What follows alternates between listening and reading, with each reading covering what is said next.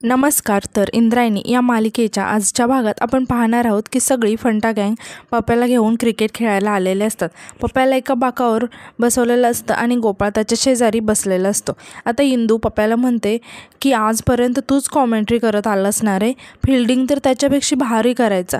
आता खूप गंभीर परिस्थिती ओढवली रे आमच्यावरती, 2 बॉलमध्ये 10 रन काढायचे. आता गोपाळ म्हणतो की पप्प्या, अशा परिस्थितीत तूच आम्हाला साथ दे. आता आपल्या फंटा गँगला खूप गरज आहे रे मोटिवेशनची. काहीतरी बोल ना आणि काहीतरी चांगली कॉमेंट्री कर ना आणि आम्हाला मोटिवेशन दे ना, बोल ना काहीतरी, असं म्हणून गोपाळ पप्प्याला बोलण्यासाठी विनवण्या करत असतो. मात्र पप्प्या काहीच बोलत नाही. गोपाळ खूप नाराज होतो. सगळी फंटा गँगसुद्धा खूप नाराज झालेली असते. आता घाऱ्यासुद्धा येऊन पप्प्याला म्हणतो की पप्प्या काहीतरी बोलणार आहे, आम्हाला सगळ्यांना तुझी कॉमेंट्री ऐकायची. मात्र पप्प्या काहीच बोलत नाही. हे बघून विरोधी टीमची मुलं इंदू गोपाळला चिडवायला लागतात. हे ऐकून इंदू खूप चिडते आणि म्हणते की 1 मिनिट थांबा, असं म्हणून ती खेळायला जाते. सगळेजण इंदूकडे बघत असतात. आता इंदू एक 4 मारते. हे सगळे बघून सगळेच खूप खुश होतात. गोपाळ पप्प्याला म्हणायला लागतो की पप्प्या, आता आपण जिंकणार आहे, आता तरी बोल काहीतरी. आता इंदू दुसऱ्या बॉलमध्ये 6 मारून फंटा गँगला मॅच जिंकवून देते. सगळेजण उड्या मारायला लागतात. आता इंदू आणि गोपाळ पप्प्याजवळ येऊन म्हणतात की पप्प्या, आपण जिंकलो रे मॅच, काहीतरी बोल ना पप्प्या. सगळेजण पप्प्या बोल ना, पप्प्या बोल ना असं म्हणत असतात. पप्प्या मात्र काहीच बोलत नाही. तेव्हा सगळेजण खूप नाराज होतात आणि एकमेकांकडे बघायला लागतात. आता यानंतर रात्री आपण पाहतो की बाळंभट आणि आप्पा व्यंकू महाराजांना आवाज देत दिग्रसकर वाड्यावर येतात. बाळंभटचा आवाज ऐकून शकुंतला आणि व्यंकू महाराज बाहेर येतात आणि बाळंभटला विचारतात की काय झालंय, तुम्ही इतके का घाबरले आहात. यावर बाळंभट म्हणतात की व्यंकू महाराज, मी तुम्हाला म्हटलं होतं ना आपल्या गावात काहीतरी अघटित घडतंय. तेव्हा आप्पा सांगतात की अहो महाराज, त्या पाटलांच्या मळ्यामध्ये मृतदेह सापडलाय. हे ऐकून व्यंकू महाराज आणि शकुंतला खूप शॉक होतात. आता यानंतर इकडे पाहतो की जिथे घटना घडली आहे तिथे पोलीस इन्व्हेस्टिगेशन करत असतात.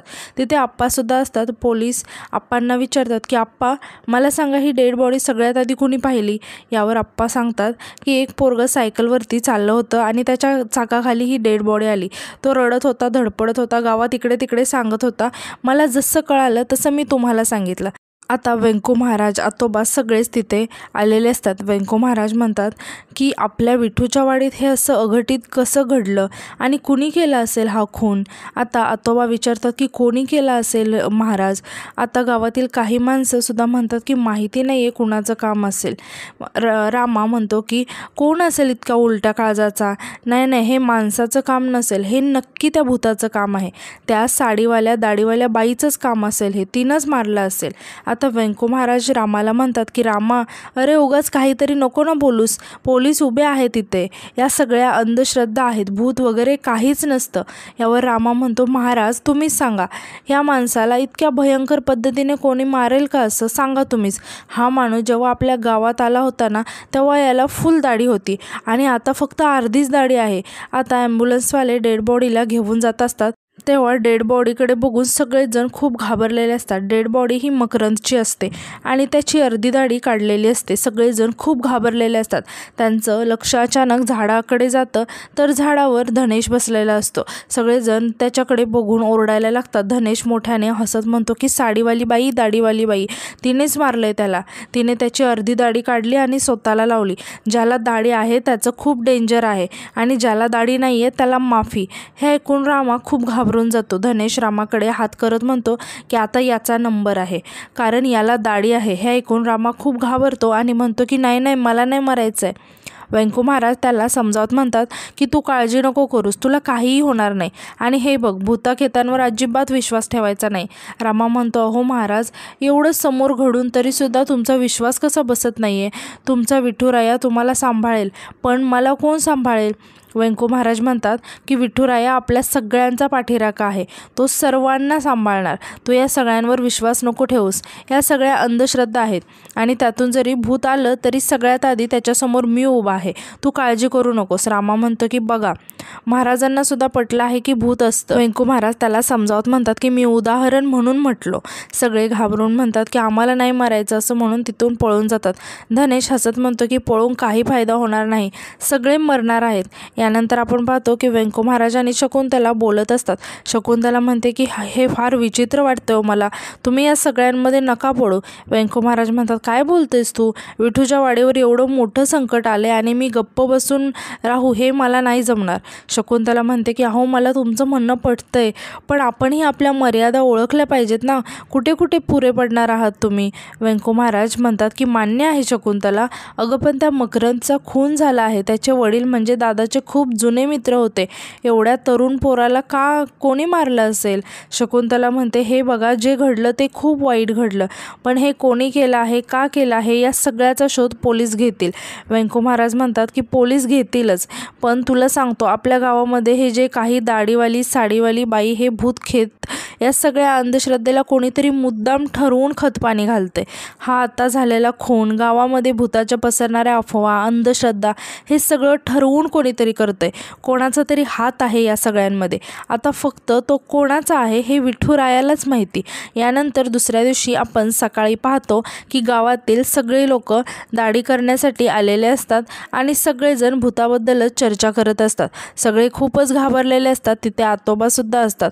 तेव्हा वेंकू महाराज तिथे येतात आणि आतोबांना विचारतात की एवढं सगळं का जमले आहेत, एवढा घोळका का केला आहे. आतोबा सांगतात की महाराज, सगळ्यांचा जीव वाचवायचा असेल तर घोळक्यामध्येच राहावं लागेल ना. वेंकू महाराज म्हणतात हो, पण आज दाढी करण्यासाठी दुकानात एवढी का गर्दी आहे. आतोबा सांगतात की आज सगळ्या माणसांना दाढी काढायची आहे. या सगळ्यांना असं वाटतंय की ज्या माणसाला दाढी असते त्याच माणसाला ते साडीवालं आणि दाढीवालं भूत धरतंय आणि मारतंय. तेव्हा दाढी करणारा महादू दुकानदार वेंकू महाराजांना म्हणतो की महाराज तुम्ही सुद्धा दाढी करून घ्या ना, रिस्क कशाला घेता, ती बाई जर नाराज झाली तर खूप अवघड काम होईल. वेंकू महाराज म्हणतात की आतोबा तुमचं काय म्हणणं आहे यावर. महादू दुकानदार म्हणतो की आतोबांना काय वाटणार आहे, आतोबांनी तर सकाळपासून नंबर लावलाय. आतोबा घाबरून वेंकू महाराजांकडे बघायला लागतात आणि म्हणतात की नाही वेंकू महाराज, माझ्या मनात असं काहीसुद्धा नाही आहे, पण ते सुशिलाचं असं म्हणणं आहे की माझ्या जीवाचं जर काही बरं वाईट झालं तर इंदू आणि करिश्माचं कसं होईल, म्हणूनच मी इथे आलोय. आणि दाढीचं काय आहे, दाढी आज काढली उद्या येईल, त्याच्यामुळे मी आलोय. वेंकू महाराज म्हणतात की आता काय बोलणार मी याच्यावर, मी फक्त एवढंच म्हणेन की या अंधश्रद्धेच्या नादी नका लागू, खोटं आहे हे सगळं. आतोबा विचारतात की म्हणजे वेंकू महाराज तुम्ही दाढी करणार नाही. वेंकू महाराज म्हणतात की अजिबात नाही. आणि ते सगळ्यांना म्हणतात की दाढी करा, पण ते स्वतःच्या इच्छेने करा, असं कोणत्याही अंधश्रद्धेला घाबरून करू नका. सगळे हात जोडून वेंकू महाराजांना म्हणायला लागतात की वेंकू महाराज आम्हाला रिस्क नाही घ्यायचे, आम्हाला मरायचं नाही, आम्ही दाढी करणार आहोत. मग वेंकू महाराज काहीही न बोलता तिथून निघून जातात. यानंतर आपण पाहतो की अंताजी झोपलेले असतात आणि मोठ्या बाई कात्रीने त्यांची मिशी कापण्याचा प्रयत्न करत असतात. अंताजी घाबरून जागे होतात आणि म्हणतात की काय करतेस तू आनंदी. मोठ्या बाई सांगतात की मला तुमची मिशी कापू द्या आणि रागाने विचारतात की काल रात्री तुम्ही कुठे होता, पत्ते कुटायला गेला होता ना, ते माझा भीतीने जीव चाललाय आणि तुम्ही पत्ते कुटायला जाताय. आणि म्हणते आधी मला तुमची मिशी कापू द्या. अंताजी रागाने म्हणतात की काय झालंय काय नक्की. मोठ्या बाई घाबरून म्हणतात इथे गावामध्ये खून पडायला लागले आहेत. अंताजी आश्चर्याने विचारतात की काय खून, कोणाचा. मोठ्या बाई सांगतात की तुमचे मित्र आहेत ना ताडपाळे, त्यांचा मुलगा, तो नाही का पत्रकार आहे. अंताजी आश्चर्याने विचारतात की ताडपाळ्या, त्याला तर मी कालच भेटलो. मोठ्या बाई घाबरून म्हणतात की तुम्ही रात्री त्या ताडपाळ्याबरोबर होता. अंताजी म्हणतात की अगं ताडपाळ्या मला दिवसा भेटू शकतो ना, काल भेटला आणि गेला पण. मोठ्या बाई अंताजीला म्हणतात की मला तुमची मिशी कापू द्या, त्या मिशीपायी तुमचा जीव जायचा. साडीवाले दाढीवाले भूत ते म्हणे आधी माणसांचा खून करतं आणि मग अर्धी दाढी काढून सोडून देतं. अंताजी मोठ्याने हसत म्हणतात की पण मला तर मिशी आहे. मोठ्या बाई म्हणतात की मिशीसुद्धा दाढीचाच एक भाग असते. अंताजी रागाने म्हणतात की तुझी कामं कर, मला निवांत झोपू दे, असं म्हणून ते झोपून जातात. मोठ्या बाई स्वतःशीच म्हणतात की हा माणूस माझं कुंकू पुसूनच राहणार आहे. आणि आजचा भाग इथे संपतो. धन्यवाद.